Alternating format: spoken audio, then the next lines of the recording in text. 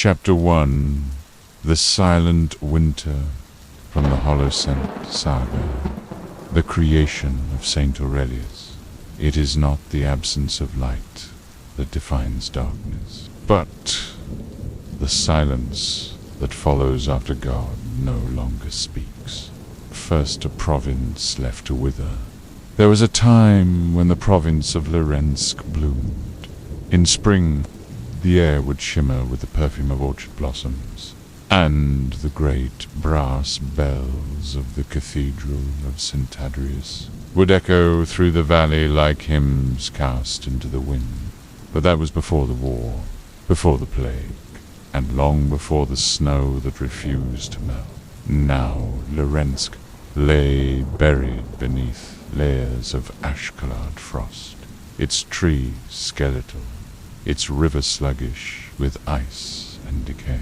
The roads had become ghost trails, and even the crows had abandoned the steeples.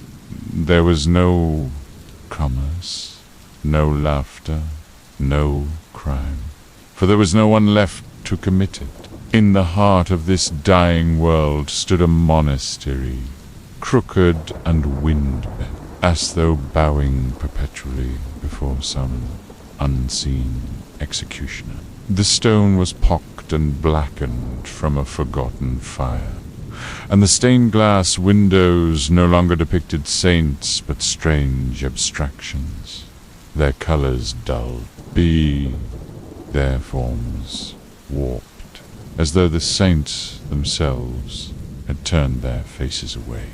Father Venyamin lived alone there, his cassock morthatern, and his beard grey like the snow outside. He had once been a celebrated preacher, his voice fierce enough to silence crowds and soft enough to summon tears. But no one had heard his sermons in 5 years. His congregation had dwindled first to the sick, then to the superstitious, and finally to nothing. Death had stolen them one by one, all except for one, P's son, to the grave beneath the chapel. The crypt beneath the chapel was not part of the official design. It had been carved in secrecy behind a disused apse that once held a statue of Saint Michael, the penitent, now broken. Its alabaster face crushed under fallen masonry. The statue's absence left a hollow in the wall, and it was through this hollow that Father Venyamin descended nightly.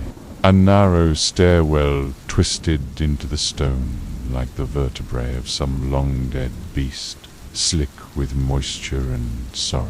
In this suffocating dark, Venyamin had buried his child. There had been no ceremony, only salt-wrapped linen and a name carved hastily into a tablet of black slate. Ilian had been born sickly, his first cry no louder than the rustle of a page. The sisters at the monastery infirmary had crossed themselves in silence, knowing what such weakness foretold. And yet, for a year, the boy lived, not thrived, lived. He moved little, he spoke less, but he would fix his eyes on his father with such strange intensity, as though weighing the soul of the man holding him. When he died, Venyamin did not scream. He did not sob. He held the boy for 3 days, waiting for a miracle he knew would never come. Then he carried Ilian beneath the chapel and sealed him there with bricks and despair. Years passed. Years passed. The snow above thickened. By, in the crypt, time moved in smaller circles. At first, Venyamin visited to grieve, then to remember, then simply to speak, as though his words might find traction against the silence. Pierre read scriptures aloud, though he no longer believed them. He whispered confessions he had once heard from others, and slowly the words changed. He began to read from other books, the chersted books with titles scratched out, spines scorched, and ink that shimmered faintly when touched by candlelight. Pige. He had found them during one of the great purges, when monasteries were ordered to burn heretical texts. Most priests obeyed. Ben Newman did not. He had hidden them in walls, in crypts, behind false panels. And now, in his son's tomb, he began to read. One spoke of the spirit returning through vessels of ash. Another told of a martyr so holy, his blood could raise the dead, though only once, and never the same soul. And one. The worst of them was not written in any tongue he recognized. It was composed entirely of glyphs and geometries. When he stared too long at its pages, he dreamed of ruins he had never seen. Yet in all of them, a common thread. The body is not the end. With proper intention and proper sacrifice, life may be pulled like thread through the eye of the divine. He began to write in a journal of his own, pages and pages, sermons he would never preach, prayers twisted into sigils, sketches of a form, a child's shape composed of relics and wax, bone and breath. He called it Aurelius, but he never said the name aloud. 3. The whispering candles. There were 6 candles in total. Each had been molded from the fat of the dead, not by Venyamin, but by the ancient monks who had come long before him, when relics were still stitched into flesh and miracles measured by suffering. He found them, sealed in a clay urn beneath the vestry floor, wrapped in linen, scrawled with prayers that no tongue had spoken, aloud in century. He should have burned them. Instead, on the 7th night of fasting, he placed them around the bier of clay. The golem was not yet a golem then. It was a shape, a suggestion of a body, arms folded across a chest, the head tilted as if in mourning. He had carved no face, dared no eyes, fearing that vision might invite judgment. Its form was crude, but it was enough. It had to be enough. He lit the first candle, and the silence shifted, but twister, like a thread pulled taut by invisible hands. The flame didn't flicker, gleamed, as if bowing toward the clay figure, casting its light in strange fluid patterns. He lit the second. His breath caught. The shadows no longer behaved. They pulled where they should scatter. They stretched upward along the chapel walls, forming runes that bled from memory rather than ink. One shadow in particular, beneath the golem's left arm, did not move. As he did, he lit the third. The temperature dropped. His lips cracked. He tasted copper. The 4th, pen. His ears popped. A low hum began, not in the air, but inside his teeth. The 5th, the whispering began, not in words, not at first, but murmurs, like reeds rustling underwater, like breath against glass. There rose from the corners of the crypt and spiraled toward the ceiling. Latin, he thought. Then older. He knew none of the words, yet understood all of them. Why call him back? Why bind the breathless? Why stitch the name of God to clay? His hand trembled as he lifted the 6th candle. The moment the flame caught, all whispering ceased. Stillness fell like snowfall. And then a breath, not his, a slow, dragging inhale from the bier. He fell to his knees. The candles now leaned inward, flames bending toward the chest of the figure, where the glyph he had etched began to glow faintly. A brand formed of sacred geometry and blood. It pulsed once, twice, then settled. Father Benjamin did not rise. He could not. The weight of what he had called into being pressed down upon him like a mountain of unspoken prayers. Golem had not moved. It had begun to listen.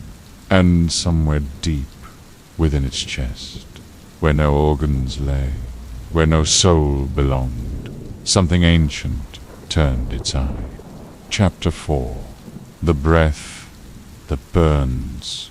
What we love, we bury. What we worship, we crucify. But what we fear, we crown.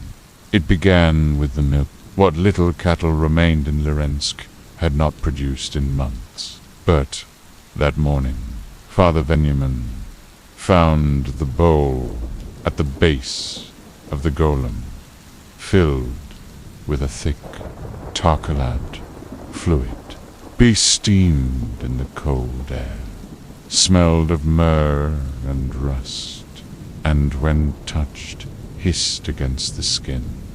He tried to dispose of it. Each morning it returned. Same bowl, same volume, same impossible warmth. On the 7th day, he drank it. The vision was immediate. A tower of bone rising from a sea of crows. At its peak, Aurelius stood, faceless, vast, with wings made of rusted nails and teeth. Below, the monks of centuries past writhed in adoration, their tongues torn out and used to stitch a single word across the sky. Deliverance. He awoke with the taste still on his lips. Bitter, eternal. It was not his voice, but it came from his mouth. The villagers, those few who remained, gathered when the bell rang. No one had called them. They simply came, drawn like insects to a dying flame. Faces hollow, eyes too wide. Benjamin stood at the pulpit. The candles lit themselves. The stained glass pulsed red, and he spoke. Words poured out, not Latin, not prayer, but tongues older than the chapel, older than God. They sang of a great undoing, of saints who would rise not to heal, but to erase. Off a kingdom inverted, built from silence and ash. Bit the people wept. Some bled from their ears.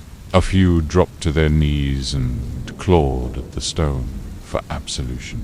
None laughed. When the sermon ended, he did not remember delivering it. But in his pocket was a scroll of black vellum, text etched in white fire, signed with a glyph that pulsed when looked upon. Aurelius had spoken, and the world had listened.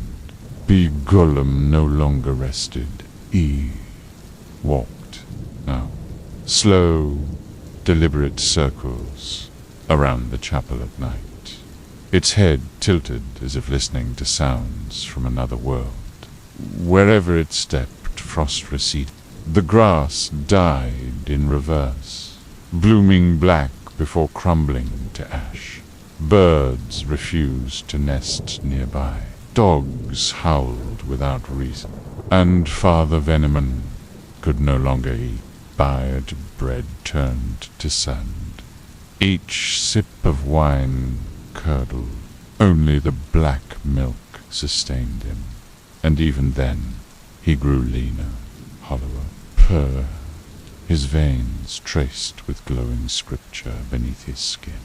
He dreamt of fire, Baird, and of Aurelius, seated on a throne of thorns, whispering names into jars sealed with flesh.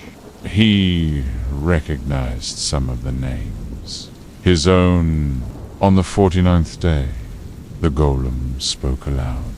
Its voice was wrong, not deep, not echoing, but layered, as if thousands of mouths echoed a single word in unison. Your God is silent. I am not. Veneman dropped to his knees. You asked for a son. I gave you an heir. The stained glass burst. The altar cracked. The world shifted. Be wept, not from fear, but from awe. He had created something eternal, and it would not be denied.